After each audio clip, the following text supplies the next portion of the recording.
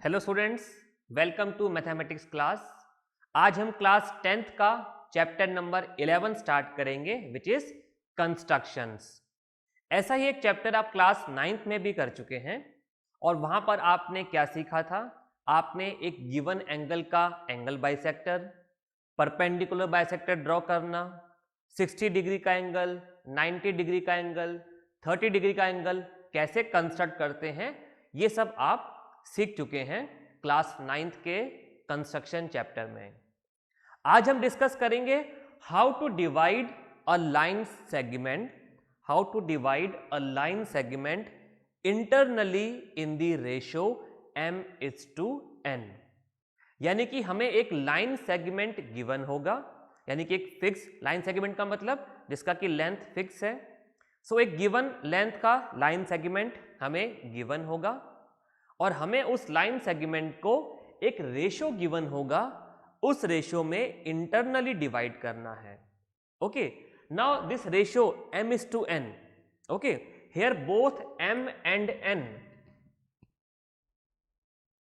both m and n are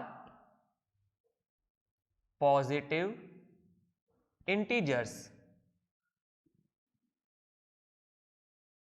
Okay, so in this ratio m:n, both m and n are positive integers, यानी कि m का value भी greater than equal to 1 and n का value भी greater than equal to 1 होगा। So both m and n are positive integers. तो कैसे हम एक गिवन लाइन सेगमेंट को इंटरनली डिवाइड कर सकते हैं एक गिवन रेशो में, हम एक एग्जाम्पल की हेल्प से सीखते हैं। तो आप अपना box, scale, pencil, sharpener, compass सब रेडी रखिए। ओके, एक एग्जाम्पल में डिक्टेट कर रहा हूं, उस एग्जाम्पल को नोट कीजिए and then step by step हम सीखेंगे कि कैसे हम एक गिवन लाइन सेगमेंट को इंटरनली डिवाइड कर सकते हैं in the given ratio m:n। Okay, so board पर से मैं ये रब कर देता हूं। जब तक आप अपना बॉक्स रेडी कीजिए, नोटबुक रेडी कीजिए and then step by step we will see the steps of construction and we will also see the justification. Okay, हम जस्टिफिकेशन भी देखेंगे कि जो हमने लाइन सेगमेंट को डिवाइड किया है m:n के रेशियो में, ऐसा क्यों होगा। ओके, तो मैं क्वेश्चन डिक्टेट कर रहा हूं, आप नोट कीजिए। Divide a line segment of length 10 centimeter, divide a line segment of length 10 centimeter internally in the ratio 3:2. Divide a line segment of length 10 centimeter internally in the ratio 3:2. Okay, सो हमें क्या given है, एक line segment given है जिसका length है 10 centimetre. Okay, और हमें उसको इंटरनली डिवाइड करना है 3:2 के रेशियो में, यानी कि यहां पर m का वैल्यू हो गया 3 एंड n का वैल्यू हो गया यहां पर 2। ओके, तो हम स्टेप बाय स्टेप देखते हैं कि कैसे हम एक लाइन सेगमेंट को डिवाइड कर सकते हैं। ओके, मैं स्टेप डिक्टेट करूंगा, बोर्ड पर कंस्ट्रक्ट करूंगा और आप भी मेरे साथ में कंस्ट्रक्ट करते जाएंगे। ओके, चलिए भाई, फर्स्ट स्टेप नोट कीजिए। Draw a line segment A B equals to 10 centimetre by using a ruler. Okay, तो क्या करना है, एक line segment A B draw करना है और इसका लेंथ क्या होगा, 10 सेंटीमीटर। ओके, बोर्ड पर मैंने 10 सेंटीमीटर का नहीं ड्रॉ किया है, थोड़ा लंबा ड्रॉ किया है। ओके, ताकि आप इजीली इसको देख सकें कि कैसे हम कंस्ट्रक्ट करेंगे, डिवाइड करेंगे इस लाइन सेगमेंट को इन द रेशियो 3:2। तो आप अपने कॉपी में 10 सेंटीमीटर का ही एक line segment A B draw करेंगे। ओके, सो फर्स्ट स्टेप क्या है, जो गिवन लेंथ है उस लेंथ का हमने एक लाइन सेगमेंट ड्रॉ कर लिया और इसे हमने बोल दिया A B. Okay, so first step, draw a line segment A B equals to 10 centimetre. चलिए सेकंड स्टेप नोट कीजिए, draw any ray making an acute angle, draw any ray making an acute angle B A X with A B, draw any ray making an acute angle B A X with A B. Okay, अब क्या करना है, हमें एक ray draw करना है ए से। Okay, और किस तरीके से ड्रॉ करना है कि एंगल बी ए एक्स, ये जो हम, चलिए पहले मैं रे ड्रॉ कर देता हूं।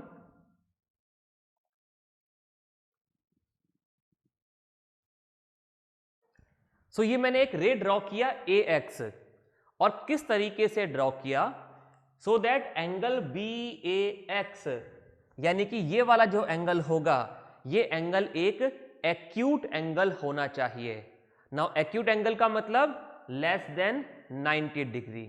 ओके, तो यहां पर हमें कोई पर्टिकुलर मेजरमेंट का एंगल नहीं ड्रॉ करना है, आप कितने भी डिग्री का एंगल ड्रॉ कर सकते हैं। ओके, स्केल की हेल्प से ही आप ये एंगल ड्रॉ कर सकते हैं, लेकिन ये एंगल एक्यूट एंगल होना चाहिए। तो आप देख सकते हैं कि एंगल बी ए एक्स, यानी कि ये वाला एंगल, ये कैसा एंगल है, एक्यूट एंगल है। ओके, अब ये जो रे है ए एक्स, हम इस लाइन सेगमेंट के ऊपर भी ड्रॉ कर सकते हैं और इसके नीचे की तरफ भी ड्रॉ कर सकते हैं, राइट, दोनों ही तरफ आप इसको ड्रॉ कर सकते हैं, इससे कोई फर्क नहीं पड़ने वाला। तो हमने इस लाइन सेगमेंट के ऊपर एक रे ड्रॉ किया ए एक्स, और किस तरीके से ड्रॉ किया, so that angle B A X is an acute angle. तो ये हो गया सेकंड स्टेप। चलिए थर्ड स्टेप नोट कीजिए, along A X mark off 5 points A1, A2, A3, A4 and A5 such that A1 equals to A1 A2 equals to A2 A3 equals to A3 A4 equals to A4 A5। मैं फिर से step repeat कर रहा हूं, along AX mark of 5 points A1, A2, A3, A4 and A5 such that A1 equals to A1 A2 equals to A2 A3 equals to A3 A4 equals to A4 A5। तो क्या करना है हमें, ये जो रे हमने ड्रॉ की है AX, इस पर हमें 5 पॉइंट्स मार्क करने हैं। अब ये 5 कैसे आया, तो ये 5 कैसे आया, देखिए हमारा रेशो क्या था, 3:2 का रेशो। तो हमें कितने पॉइंट्स इस रे पर मार्क करने हैं, हमें यहां पर m+n पॉइंट्स मार्क करने हैं। हमें यहां पर कितने पॉइंट्स मार्क करने हैं, जो हमें रेशो में m और n का वैल्यू गिवन है, तो हमें m और n को ऐड करना है, और ये जो आंसर आएगा, इतने ही पॉइंट्स हमें इस रे AX पर मार्क करने हैं। ओके, यहां पर m का वैल्यू क्या है, गिवन एग्जांपल में 3, और n का वैल्यू कितना है 2, सो 3 + 2 = 5। इसलिए हमने लिखा यहां पर 5 पॉइंट्स, क्योंकि m का वैल्यू 3 है और n का वैल्यू 2 है, तो 3 + 2 = 5। लेकिन ये पॉइंट किस तरीके से मार्क करने हैं, ये पॉइंट इस तरीके से मार्क करने हैं कि इनका जो लेंथ होगा, इनके बीच का जो डिस्टेंस होगा, वो कांस्टेंट सेम होना चाहिए। चलिए देखते हैं कैसे मार्क करेंगे। तो आप अपना कंपास ओपन कर लीजिए, ओके, और कंपास को पॉइंट ए पर रखिए, और एक सूटेबल लेंथ का डिस्टेंस ओपन करके, कंपास को ओपन करके, और एक पॉइंट यहां पर मार्क कर दीजिए इस तरीके से। ओके, इस पॉइंट को हमने बोल दिया पॉइंट A1, राइट। अब कंपास का लेंथ इतना ही रखेंगे जितना अभी आपने ओपन किया है। अब कंपास की निब को आप A1 पर रखेंगे, और यहां से आप पॉइंट मार्क करेंगे A2। ओके, सो थोड़ा सा इसको, आपको दिख नहीं रहा होगा, Okay, so these points are point A1 and point A2.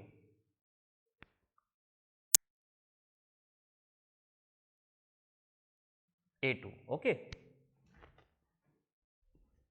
So compass का लेंथ क्योंकि उतना ही है तो A1 और A1 A2 ये दोनों डिस्टेंस इक्वल होंगे।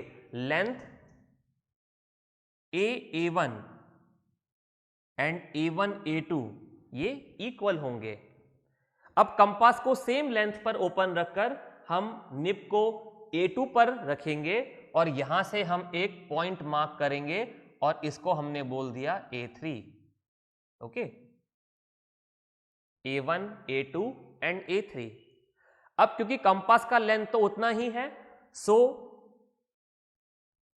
A2 A3 will also be of the same length.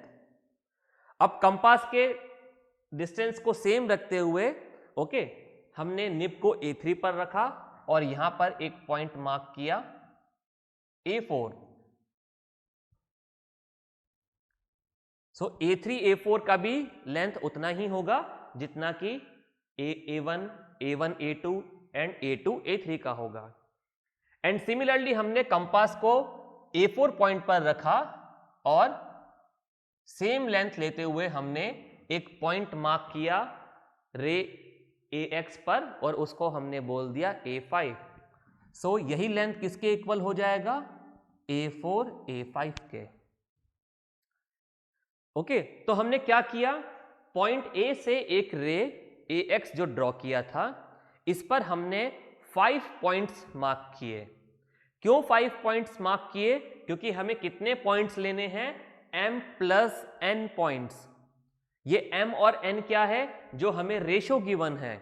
इस एग्जाम्पल में रेशो कितना गिवन है? हमें रेशो गिवन है 3:2। तो m का वैल्यू क्या हो गया 3 और n का वैल्यू क्या हो गया 2। तो m प्लस n का वैल्यू हमें कितना मिला? 3 प्लस 2 5। ओके, तो इसलिए हमने यहां पर 5 पॉइंट्स मार्क किए। और किस तरीके से मार्क किए कि इनके बीच का जो डिस्टेंस है वो कांस्टेंट होगा, सेम होगा। तो कैसे मार्क करेंगे? कंपास की हेल्प से मार्क करेंगे। हमने कंपास को एक सूटेबल लेंथ, कंपास में एक सूटेबल लेंथ ओपन किया, हमने निब को पॉइंट A पर रखा और एक पॉइंट मार्क किया इस रे पर, उसे हमने A1 बोल दिया। सेम मेजरमेंट लेते हुए कंपास पर ओके मेजरमेंट को डिस्टर्ब नहीं करेंगे, तभी ये सारे पॉइंट्स आपस में इक्वल लेंथ के बनेंगे। अब हमने कंपास के निब को पॉइंट A1 पर रखा और एक और पॉइंट मार्क किया, इसको हमने A2 बोला। फिर A2 पर निब रख के एक और पॉइंट मार्क किया, उसको A3 बोला, एंड सो ऑन हमने A4 एंड A5 पॉइंट्स को मार्क कर दिया। ओके, यहां तक क्लियर है? चलिए नेक्स्ट स्टेप लिखते हैं। Okay, next step is join BA5।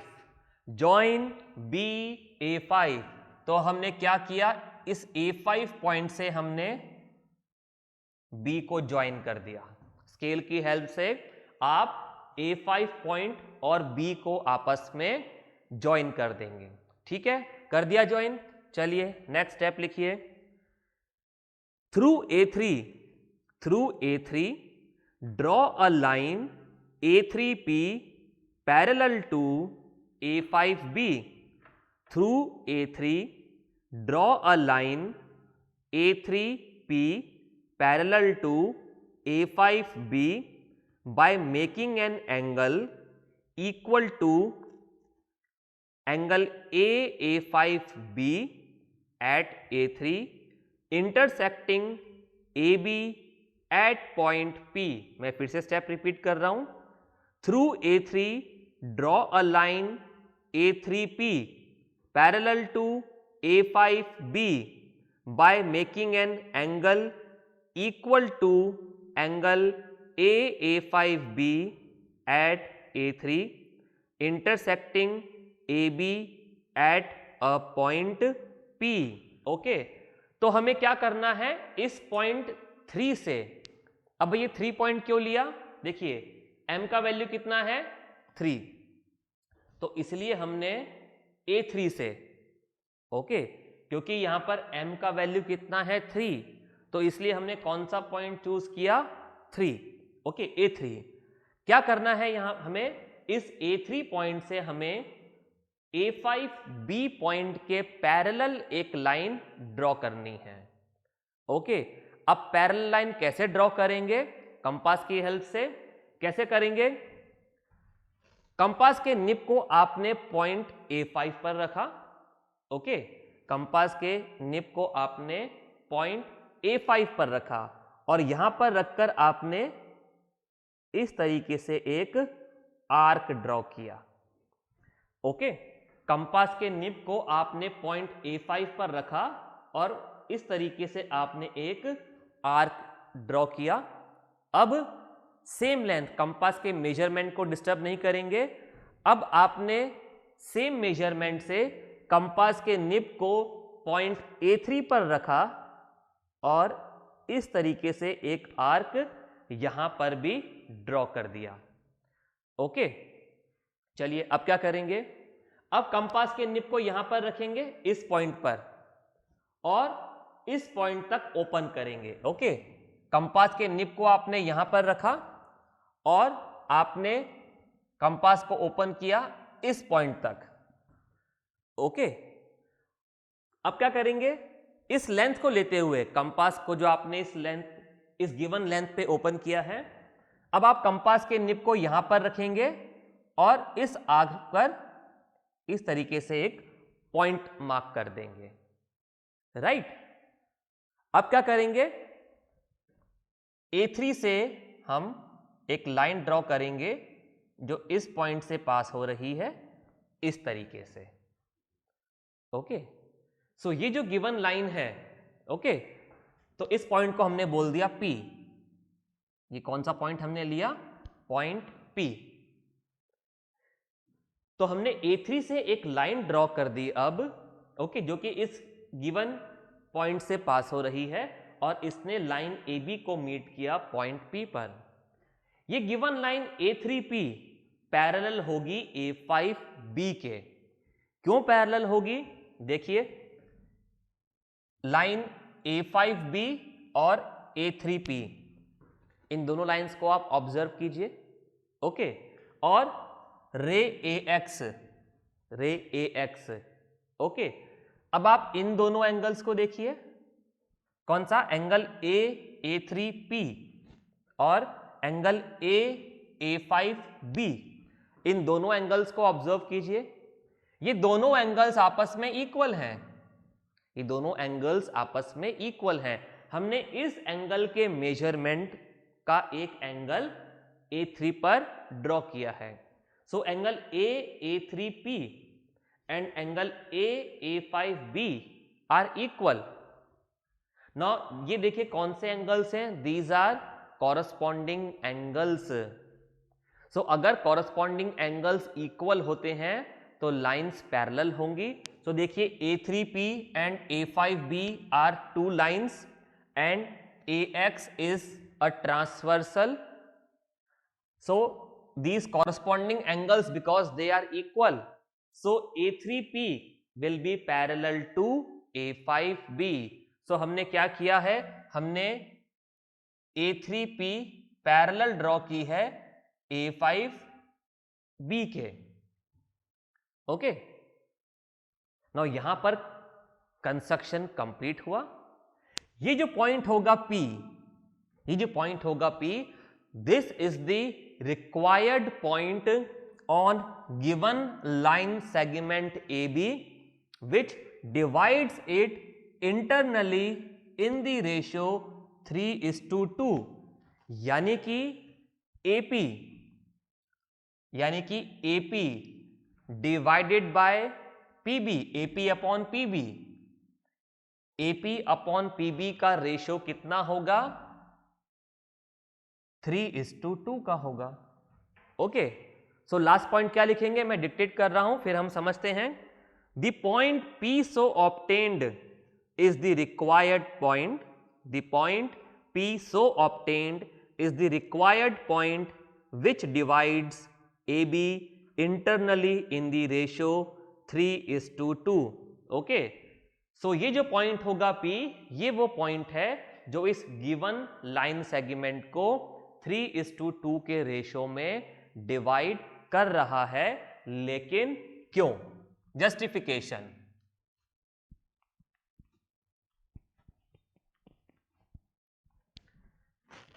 Okay, so justification देखते हैं इसका।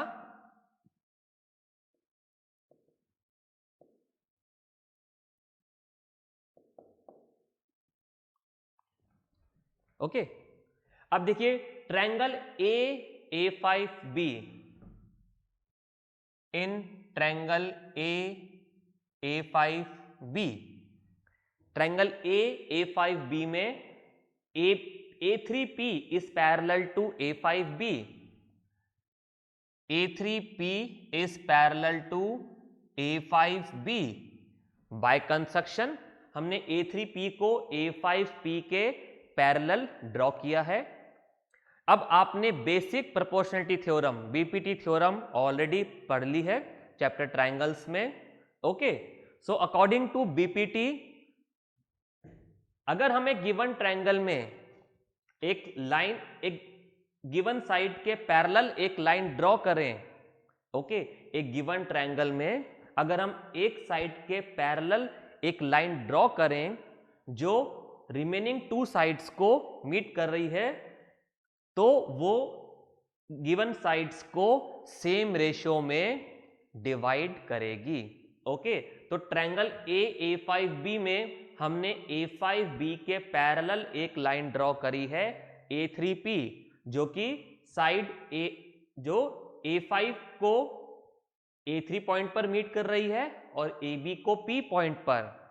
सो ये रिमेनिंग 2 साइड्स को इक्वल रेशियो में डिवाइड करेगी। यानी कि हम बोल सकते हैं कि AP upon PB is equals to A3 divided by A3 A5, okay, by BPT, by basic proportionality theorem. Okay, अब देखिए ये जो डिस्टेंस है A1, A1 A2, A2 A3, A3 A4 and A4 A5, क्योंकि ये सारे डिस्टेंस आपस में इक्वल हैं, तो ये जो लेंथ होगी A3, ओके, ये कितने पार्ट्स हो गए? देखिए 1 पार्ट, 2 पार्ट, 3 पार्ट, ओके, और ये कितने पार्ट हो गए? 1 part and 2 parts, and all these 5 parts are equal in length.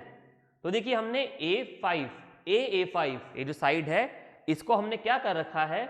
हमने 5 इक्वल पार्ट्स में डिवाइड कर रखा है, ओके, इक्वल पार्ट्स में। अब देखिए A3 का लेंथ कितना हो गया? 1 2 3 पार्ट्स, तो हम क्या लिख सकते हैं? A3 की जगह 3, और A3 A4 और A4 A5 कितने पार्ट्स हो गए? 2 पार्ट्स हो गए, तो हम इस A3 A5 की जगह 2 लिख सकते हैं। तो हमें क्या मिल गया? AP upon PB equals to 3:2. So that's why the ratio AP is to PB will be 3:2. So justification we have seen with the help of basic proportionality theorem. So this is the internal division of a given line segment in the ratio m:n, where both m and n are positive integers, right? So if you have any doubt, video को फिर से देखिए, faculty in charge से consult कीजिए। We will meet in the next class. Okay, bye.